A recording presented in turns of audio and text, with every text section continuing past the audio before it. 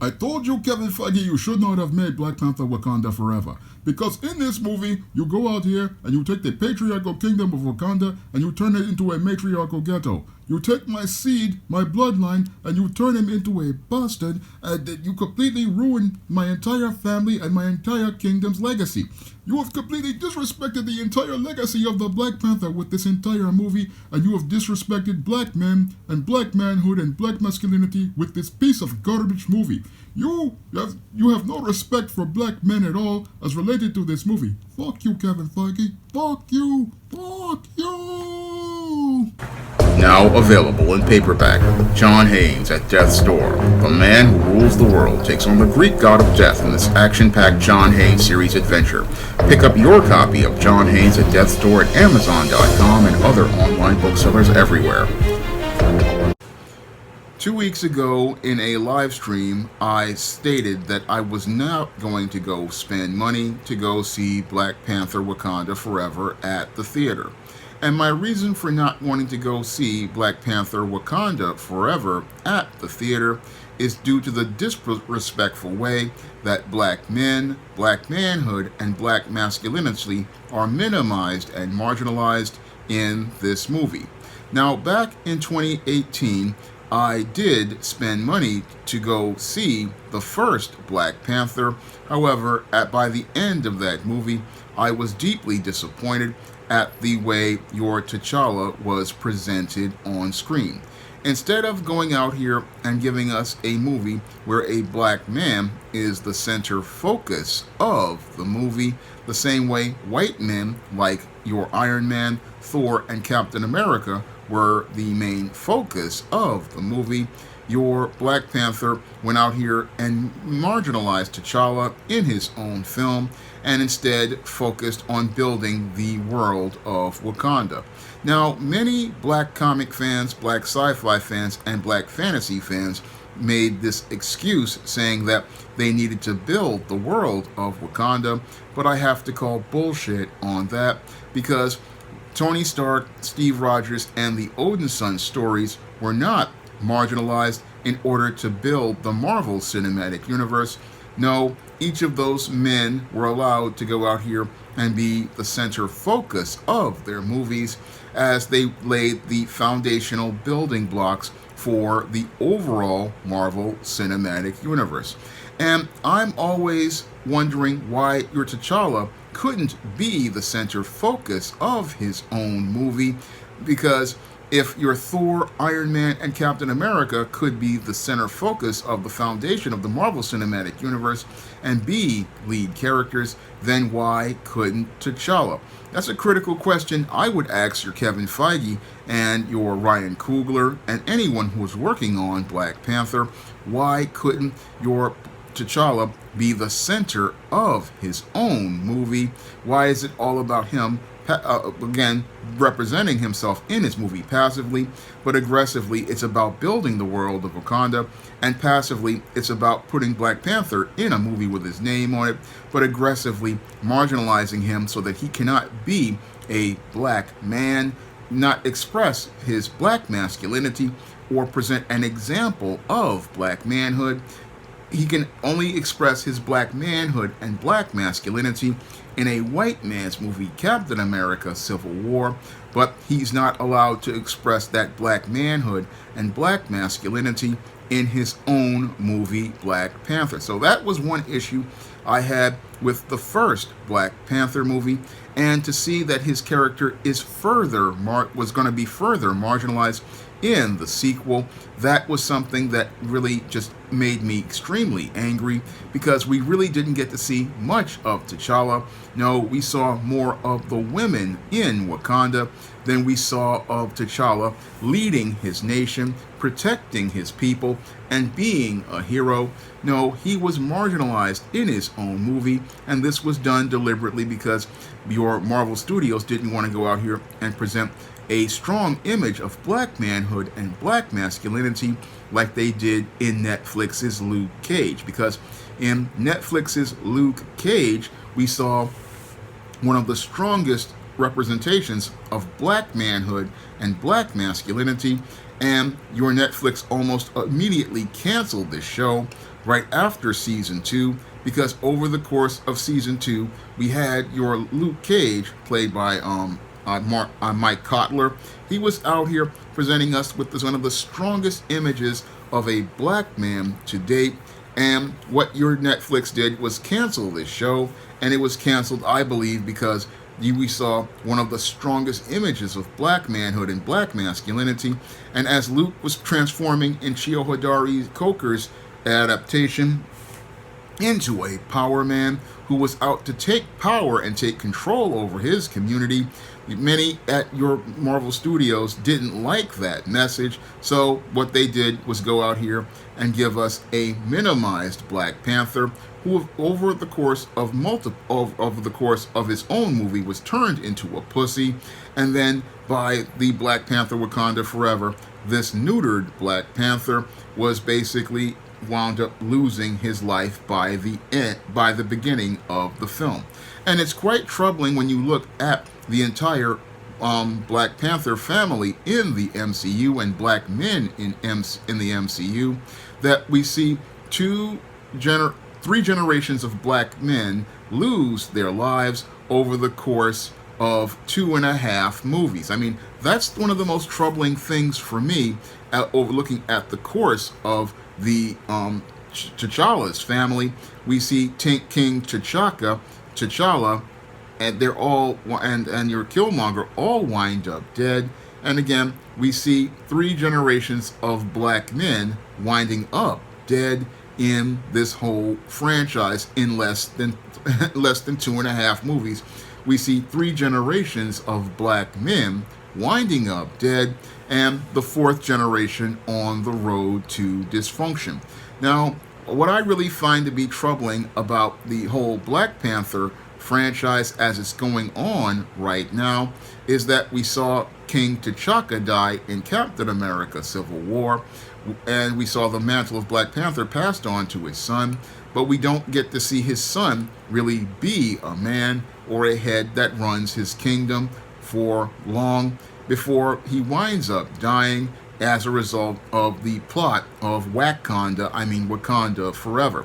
Now, I always said that it was always a mistake to go out here and continue the Black Panther franchise after Chadwick Boseman passed away, and I believe that Marvel Studios should have just eaten the cost of the Black Panther 2 movie that they greenlit and just let the franchise end and focus on another black male character.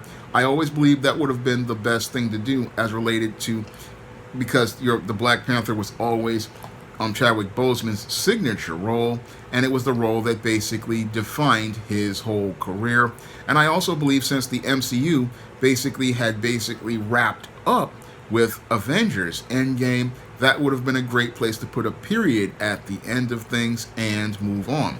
Unfortunately, Kevin Feige had already greenlit the money for a Black Panther sequel on the success of the first film, and they were basically locked in with making this movie.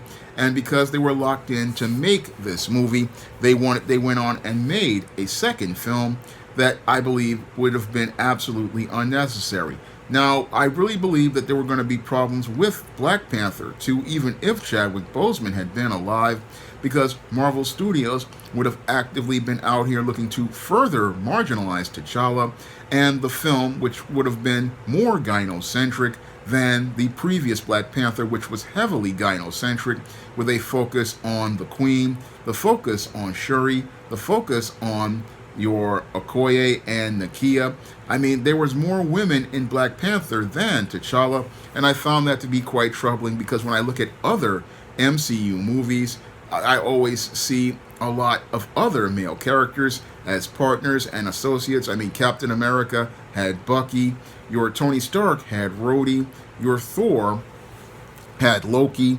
There was always another man at their side or in the supporting cast. But for Black Panther, it was a heavy gynocentric focused cast, and I found that to be a bit of a red flag for me as related to the story.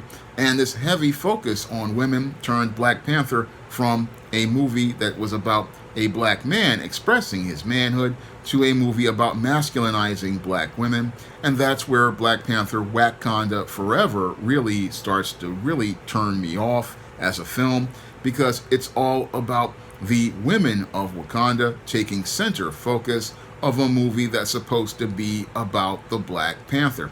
And as they make this movie about the title of Black Panther and not the men who defined the title, they basically emasculate the black men who were the Black Panther by stripping them of their title and then stripping them of their crown, because Black Panther is supposed to be the king of Wakanda. So basically you've stripped this black man of his manhood, stripped this black man of his masculinity, and you're out here elevating black women into a pseudo-masculine role, something that was done previously in another film by Sony called The Woman King. Now, The Woman King, what this movie did was it went out here and looked to masculinize the black woman, put the black woman in the black man's role, and make the black woman the head of the Dahomey tribe, which were slave traders, and basically make it look like the black women were the ones who were the heads in that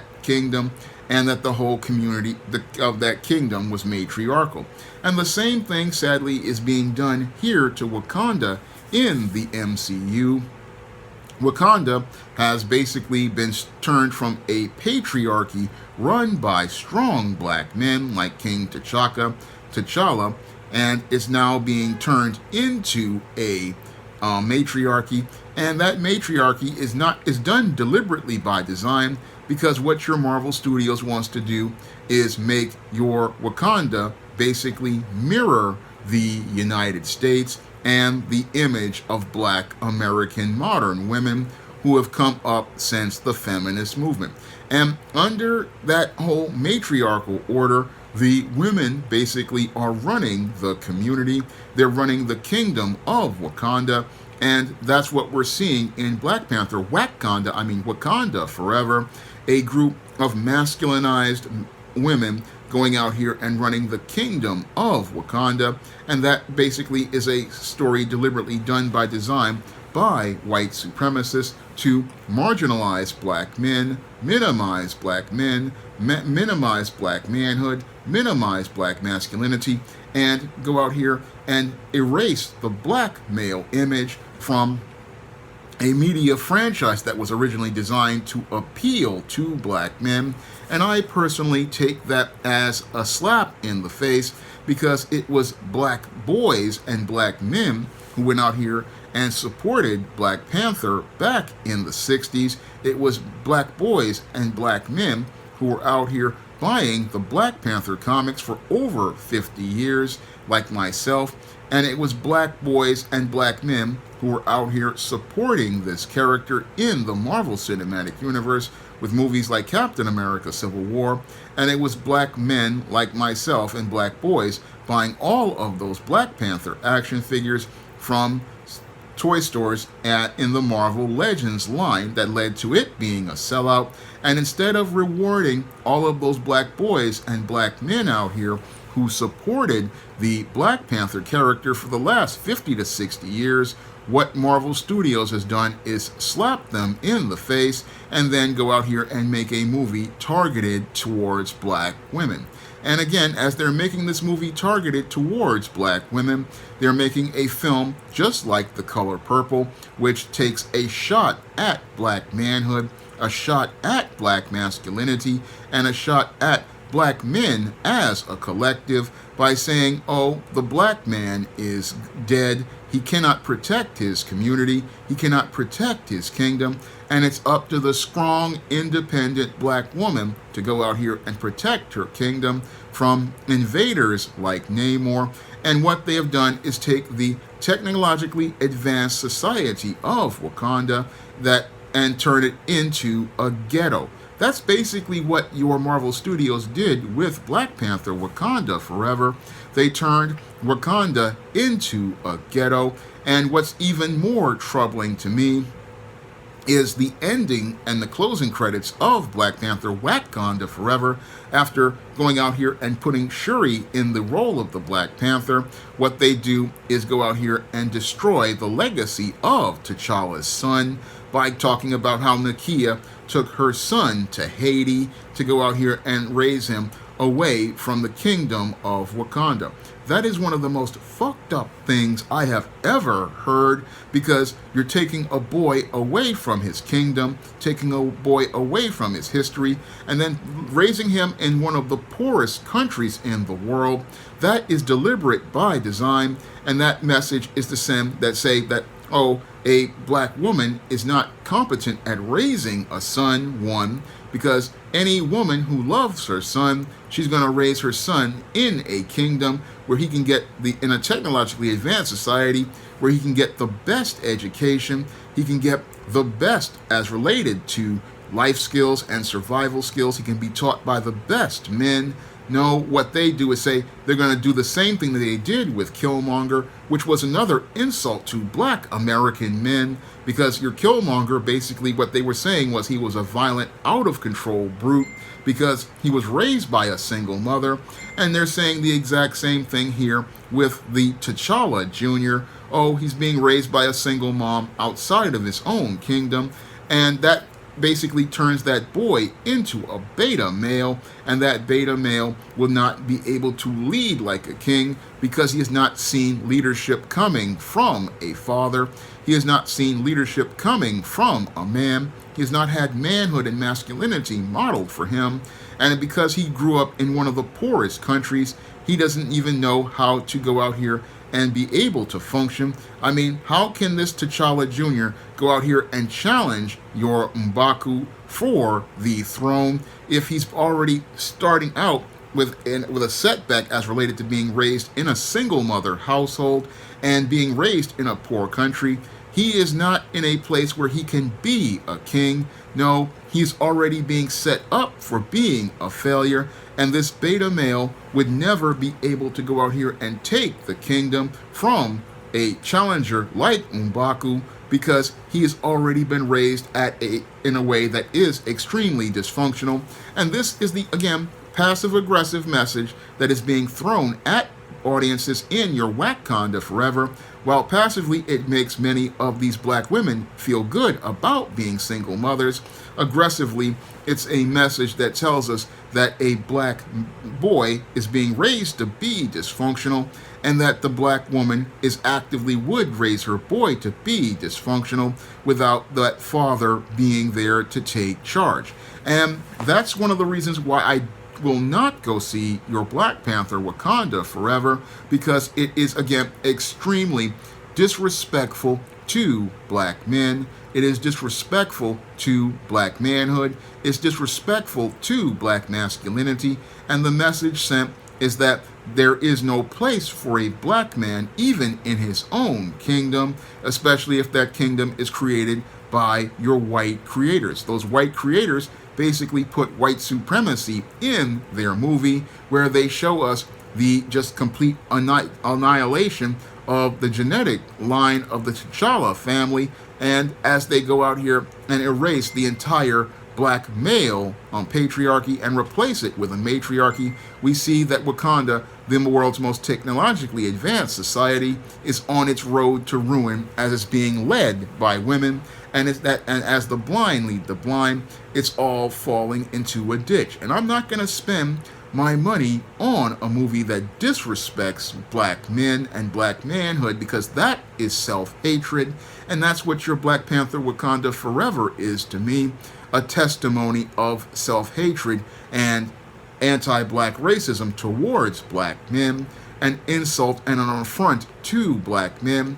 That's what this movie is to me, because it basically destroys 3 generations of black fathers and family over the course of this film, and the grandson of T'Chaka is on a road to becoming a beta male, who will basically be more interested in wearing some Air Jordan tennis shoes and chasing women rather than leading and running the most technologically advanced society in America.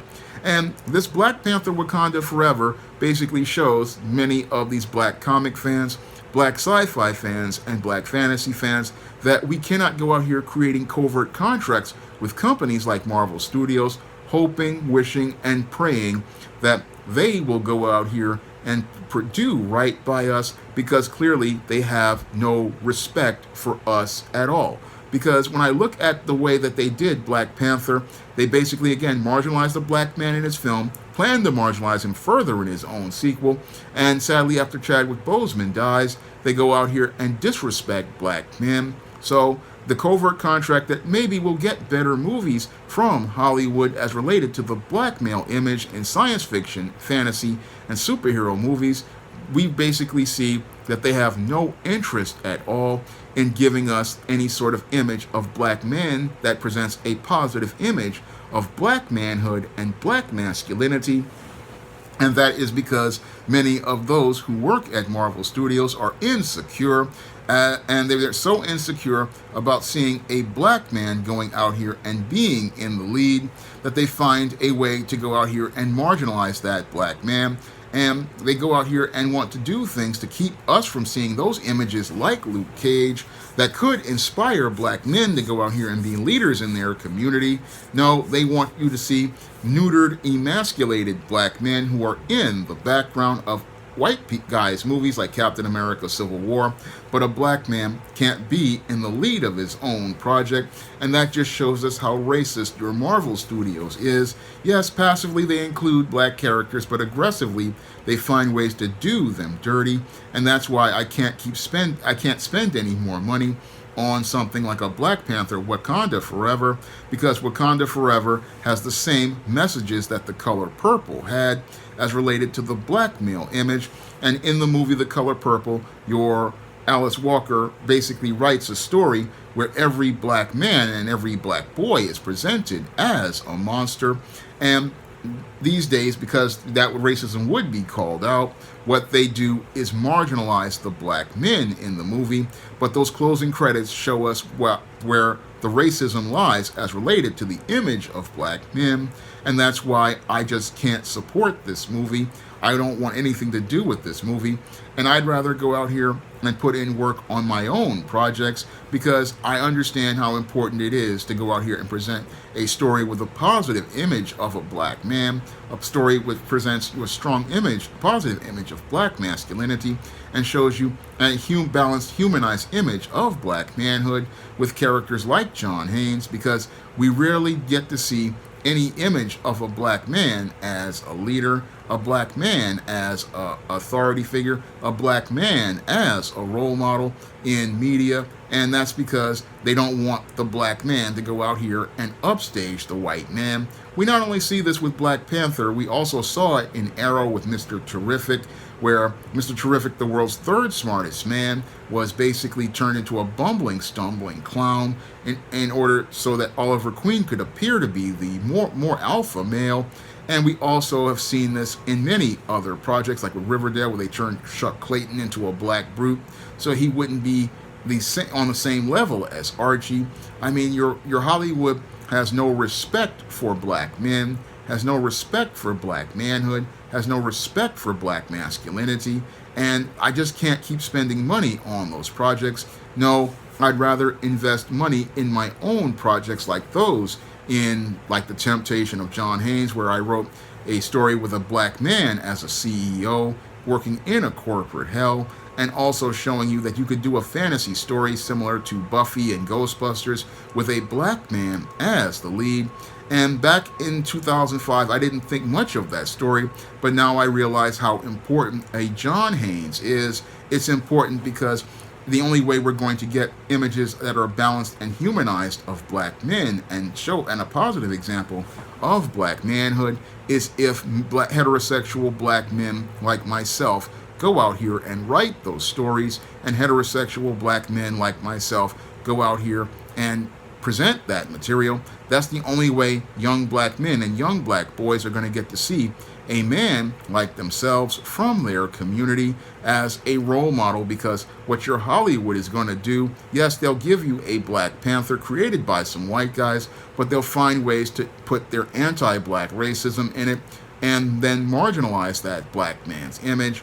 And that is one of the things that just disgusts me about the whole Black Panther franchise. I would rather see there be no Black Panther movies rather than see them do black men, black manhood, and black masculinity this way, because these type of images are detrimental to children. To say, oh, the black man dies and the black woman has to take over, and that there's no black men out here who can lead in their communities. No, we need those images of black men who are leaders and authority figures and taking control in their community, like we saw in Luke Cage Season 2. But your Hollywood doesn't want to present that image of a black man because it runs detrimental to their image of elevating white men, and it also runs detrimental because they don't want to inspire other black men to go out here and stand up and push back and be heroes in their own community.